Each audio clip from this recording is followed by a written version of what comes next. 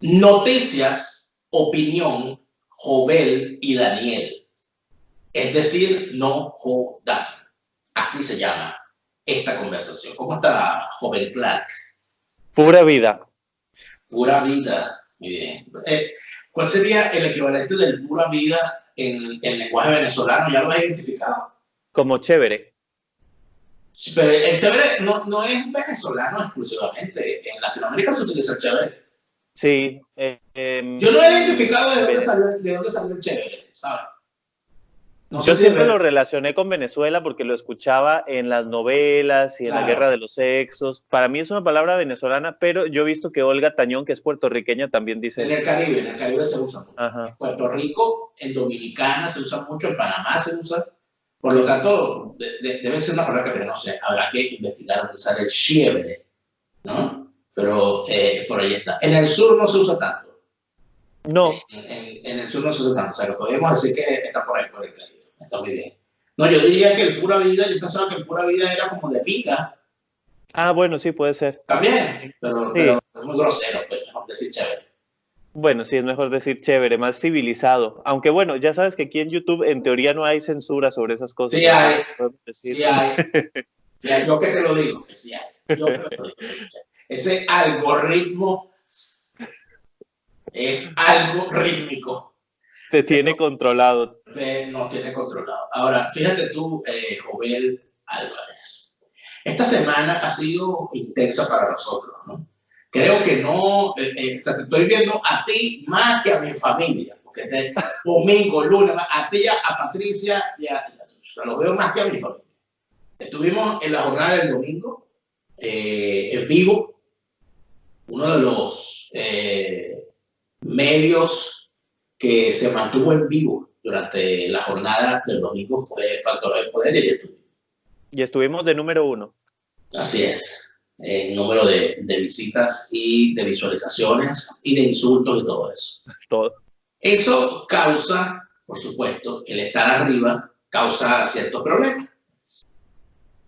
El día lunes estuvo Patricia Polero en el programa de Jaime Bailey. Yo confieso que no he visto el programa aún por distintas situaciones, lo tengo marcado para verlo.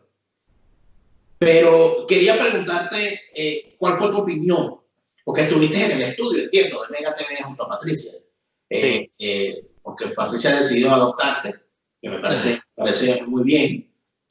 Y entonces quería saber cómo estuvo el programa, cómo es eso y qué piensas tú de lo que ocurriría. Mira, sí, estuvimos Germania y yo ahí en el estudio viendo la entrevista y teníamos, o sea, había cierta aprehensión, o sea, no creas que estábamos relajados porque obviamente sabemos que Bailey es un gran personaje y ha tenido o tuvo durante el año pasado una buena parte del año una postura en defensa absoluta de Juan Guaidó. Entonces, hubo episodios, como por ejemplo el famoso de Pedro Pedrosa, en el que una persona crítica llegaba y le decía a Bailey que bueno, que Guaidó no estaba haciendo las cosas como debía, y Bailey salía con toda su artillería, que es pesada y que también tiene sus argumentos para presentar, en defensa de Guaidó. Bueno, pero no podemos comparar, no podemos hacerle el flaco favor a Patricia de compararla con un pobre personaje como Pedro Pedrosa, que siempre me ha parecido un tipo bastante infame, porque sus argumentaciones son de niño de primaria, de gallego bruto, y bueno, pasa lo que pasa, obviamente. Es un personaje cuya argumentación lo que busca es el escándalo, o sea, él quiere que lo quieran, quiere que lo vean, y por eso utiliza el insulto, además, por eso lo tengo bloqueado en todas mis redes, por haberme insultado.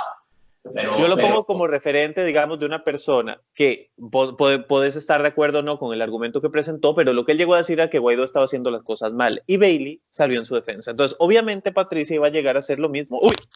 Cuidado, no se caiga. Pero no se caiga, no se caiga. Claro. Mi teléfono está aquí. Tu teléfono está como Guaidó. Sí. Se cae. Pero lo que te iba a decir era que Patricia...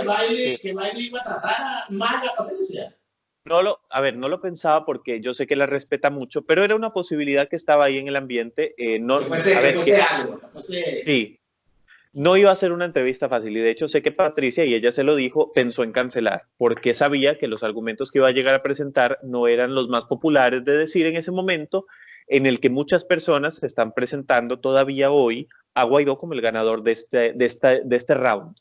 Entonces, lo que yo vi fue que, bueno, el programa empieza con un bloque de noticias de actualidad en el que Bailey presenta un resumen de lo que pasa en el continente. Esta vez fue solo dedicado a Venezuela. Y él presentó, en efecto, vamos a decir que en el balance de las cosas, yo te diría que fue un 70% de la versión guaidocista y un 30% de crítica interesante, cómica, muy de su estilo. Pero al final lo que estaba diciendo era Guaidó no entró porque no lo dejaron, y esto, como lo comprobó Patricia con videos, no es verdad. O sea, Guaidó no entró porque no quiso, voluntariamente no quiso. Y cuando se dio cuenta que le iban a dar un golpe, de repente, por indicaciones de su estratega, decidió ir a saltar una reja. Entonces, este argumento, Bailey no lo presentó, pero Patricia, justo antes de empezar la entrevista, le dijo, mira, eso no es verdad. Él no entró porque no quiso. Y entonces Bailey se quedó así y le dijo, bueno, explícamelo al aire, cuéntame todo. Y a partir de ese momento empezó un poco, o sea, Germán y yo mientras avanzaba el bloque de información nos volvíamos a ver así, porque estábamos preocupados viendo que en efecto lo que Patricia, por ejemplo, había dicho en Agárrate, que lo había dejado grabado, y lo que Bailey estaba diciendo en el primer bloque no coincidían en muchas cosas. O sea, había puntos de diferencia muy grandes.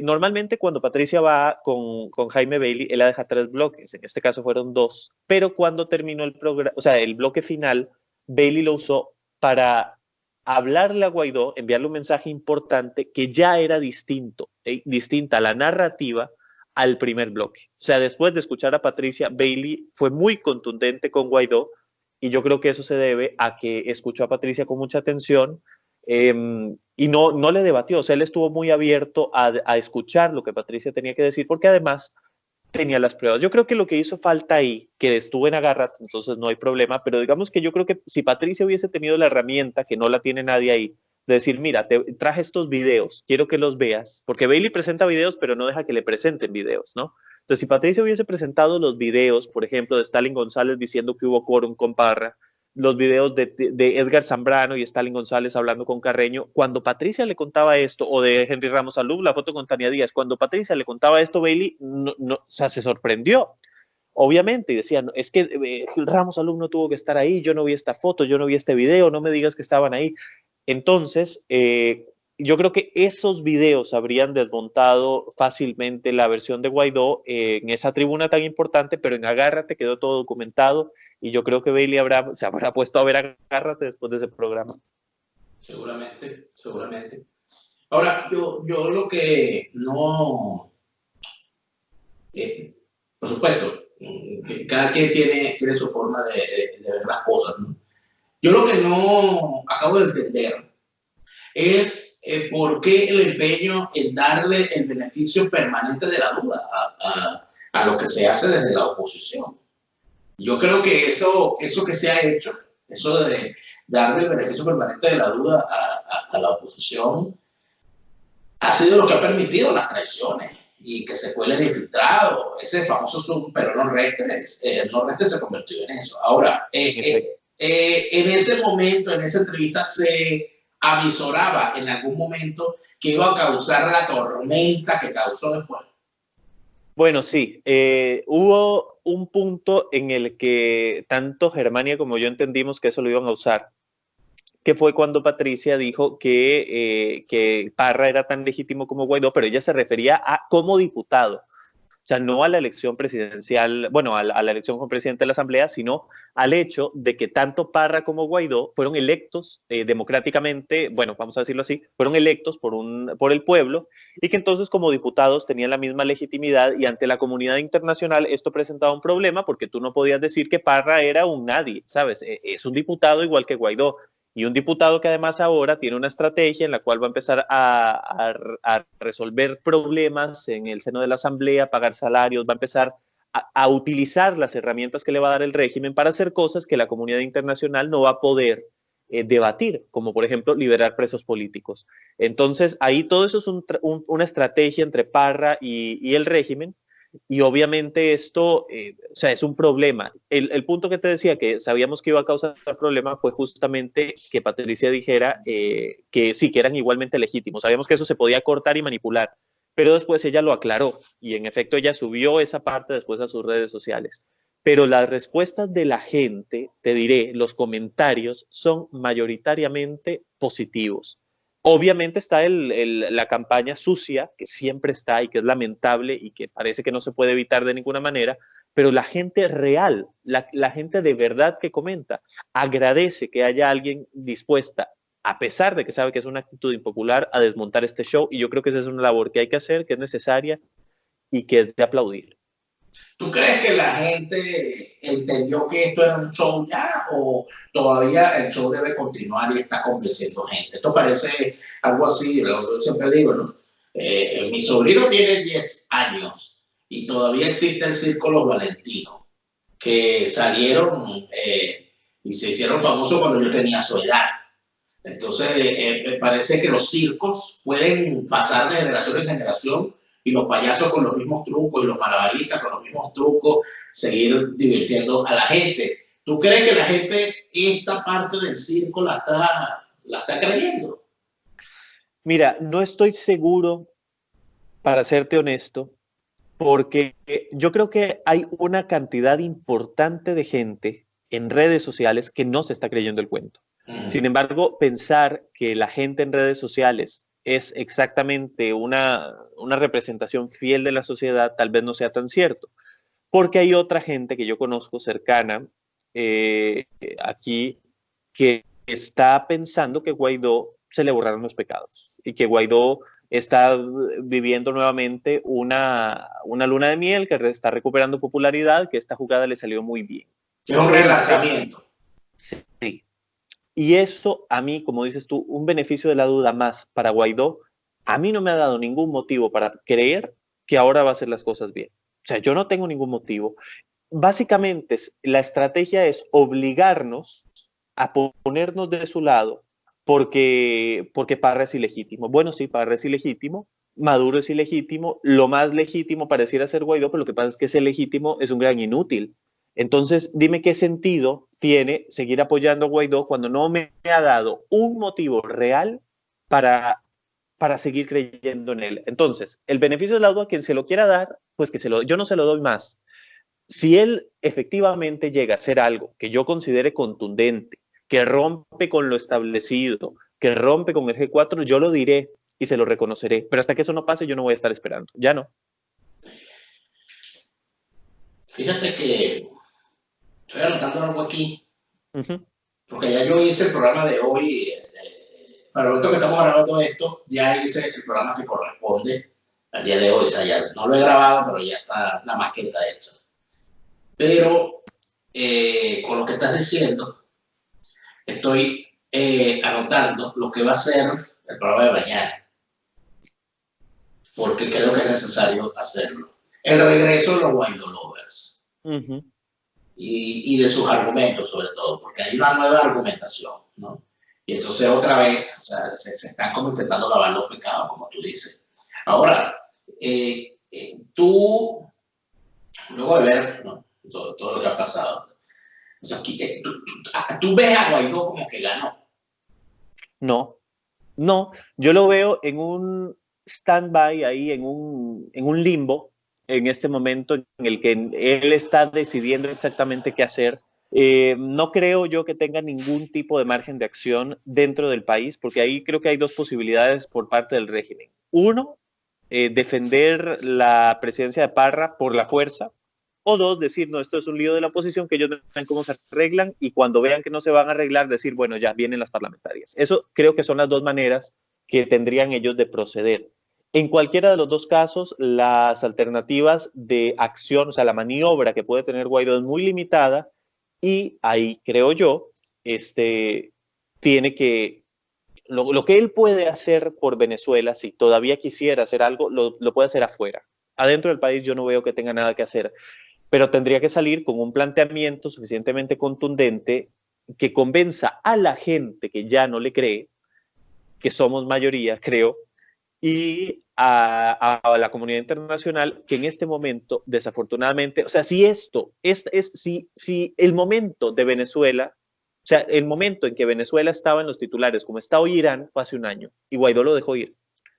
Entonces, si en ese momento él hubiese salido a hacer este planteamiento, siendo Venezuela el titular mundial, esta historia la estaríamos contando en este momento desde otro lugar, no por Skype. Entonces, sí.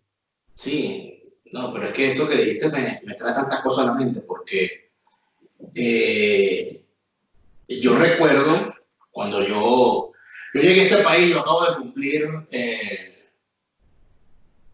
2 años, 2 años, 3 años acabo de cumplir, creo yo.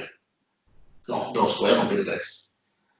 Cumplí 2 años, yo llegué el 29 de diciembre del 2017. Y yo recuerdo cuando yo inicié mi proceso de solicitud de asilo, cómo cuando a uno le preguntaban de dónde venía en todas las cosas, y uno decía que era de Venezuela, todo el mundo sabía. O sea, todo el mundo estaba al tanto. Y todo el mundo hacía como un gesto, como diciendo, oye, o sea, lo siento mucho. Y el año pasado, cuando se dio todo el proceso que vimos con Guaidó y con juramentación y todo aquello, yo recuerdo cómo hubo una persona que me dijo, oye, si los venezolanos que estamos fuera del país deberían entendernos más y darnos estos días libres, porque de verdad era una cosa que uno lo que estaba era pendiente de lo que estaba pasando en Venezuela. Entonces, viendo eso, con la efervescencia, viendo que aquí en esta ciudad donde yo estoy, como ya se nos acabó el tiempo, esta ciudad donde yo estoy, que fue la ciudad donde inició la revolución en contra del comunismo en el 89. O sea, aquí fue donde empezó la caída del muro y todo el proceso de reunificación empezó aquí, en esta ciudad. Y ver que el 23 de enero del año pasado se hizo la primera manifestación de venezolanos en esta ciudad en la historia. En el mismo sitio donde arrancaron las protestas en contra del comunismo en la Alemania del Este. Y ver que se lograron concentrar entre 200 y 300 venezolanos en distintos momentos. Y ver que hoy somos una esporádica noticia relegada al sumario de la página de internacionales. Pero yo llegué a ver, yo creo que yo esa foto la tomé y la distribuí en mis redes sociales. O sea, un kiosco con todos los periódicos de Alemania con Venezuela en la portada. En la revista Der Spiegel, que es una de las principales revistas a nivel mundial, con Venezuela en la portada, no una, varias veces. Y hoy uno ve que esto, no veo la efervescencia adentro ni afuera, pero bueno, no jodan. ¿Cómo se hace? Se acabó esta parte de la conversación, pero en la siguiente parte de la conversación vamos a hablar de todo el ataque que se ha despertado luego de la entrevista de Bailey a Patricia Poleo. Eso será en el canal de Jovel, porque esto se llama Noticias, Opinión, Jovel y Daniel No Jodan. Así que la segunda parte de la conversación en el canal de Jovel. Vayan a verla allá. Por supuesto, nosotros nos despedimos. Y aquí abajo, en los comentarios destacados, tienen el enlace para ir al canal de Jovel a ver la otra parte de la conversación. Chao. Pura vida. Que pinga.